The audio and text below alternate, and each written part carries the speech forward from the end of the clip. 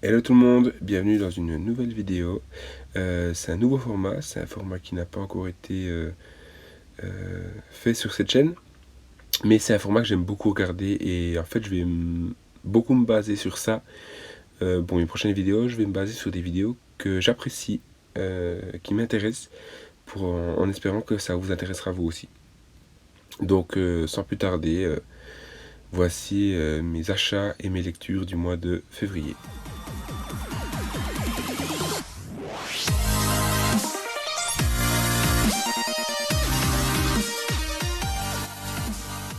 Commençons tout de suite avec les achats du mois de février. Donc, je fais plus énormément d'achats parce que j'ai beaucoup de retard déjà sur ce que je dois lire. Donc, pour l'instant, je mets de côté et puis je fais des petits achats. J'ai quand même acheté le tome 1 de Superman Terre 1, pardon, par Straczynski et Shane Davis. On m'en a dit beaucoup de bien, donc je me réjouis de le lire. Le célèbre, ça je pense que ça fait facile 5 ans que j'ai envie de l'acheter et à chaque fois je repousse ou je pense juste plus. Et Deadpool Massacre Marvel, en Marvel Dark. Le premier de la célèbre trilogie des Deadpool Massacre. Le tome 2 de Daredevil par Miller en Icons. Ça faisait longtemps que je me disais je vais les acheter. Puis là comme j'ai vu que les Icons devenaient gentiment... étaient gentiment mis de côté par Panini, je préfère les acheter avant que ce soit plus disponible. Donc j'ai déjà le tome 1 et ça c'est le tome 2.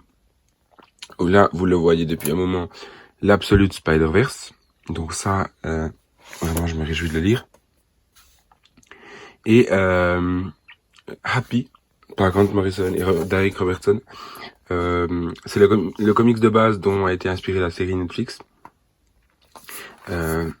C'est quelque chose qui me réjouit énormément. J'ai très envie de le lire aussi. Et ensuite, donc ça, ce sont mes lectures. Alors attention, ce sont les lectures de janvier et de février. J'ai pas fait de vidéo fin janvier, mais après je vais en faire une par mois. Donc là, on a le tout. On a pour commencer l'omnibus Fantastic Four par John Byrne. Ça, j'ai beaucoup aimé. J'en ai parlé... Oui, j'en ai parlé sur Instagram, j'ai fait un post.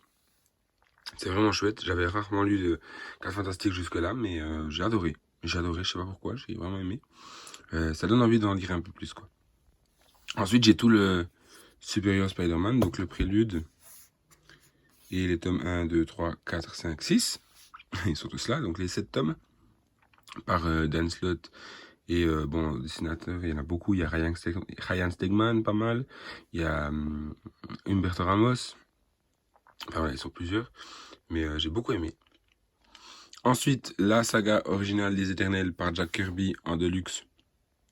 J'avais commencé, je l'avais déjà lu un bout quand le film était sorti. Malheureusement, par manque de temps, j'avais pas tout lu. Et puis là, je l'ai repris depuis le début et franchement, j'ai pas accroché quoi. Heureusement que ça a évolué et que ça a un peu changé par rapport à ce qu'ils sont devenus, mais là, j'arrive pas à accrocher. J'étais pas intéressé par ce qui s'est passé quoi. Mais une fois que c'est fini, c'est intéressant de l'avoir lu pour voir quel était le speech de base des Éternels et des Déviants et de voir à quel point ça a changé par rapport à l'adaptation qu'on en a eu en film et puis même dans les récents comics qu'on a vus sur les Éternels. Et alors j'ai un peu de retard, j'ai lu du Spider-Man du Printemps des Comics 2021. Le tome 1, c'est Spider-Man bleu par Jeff Loeb et Tim Sale. Ça aussi, ça faisait longtemps que je l'ai pas... Enfin, ça fait longtemps que je voulais le lire et puis je l'ai jamais lu. Et puis là, quand j'ai vu qu'il était sorti, j'ai sauté sur l'occasion et je l'ai lu. Et j'ai beaucoup aimé. Voilà, c'est tout. Ça, c'est tout. Bon, en 2 mois, c'est déjà ça. Mes lectures, donc, de janvier et février 2022.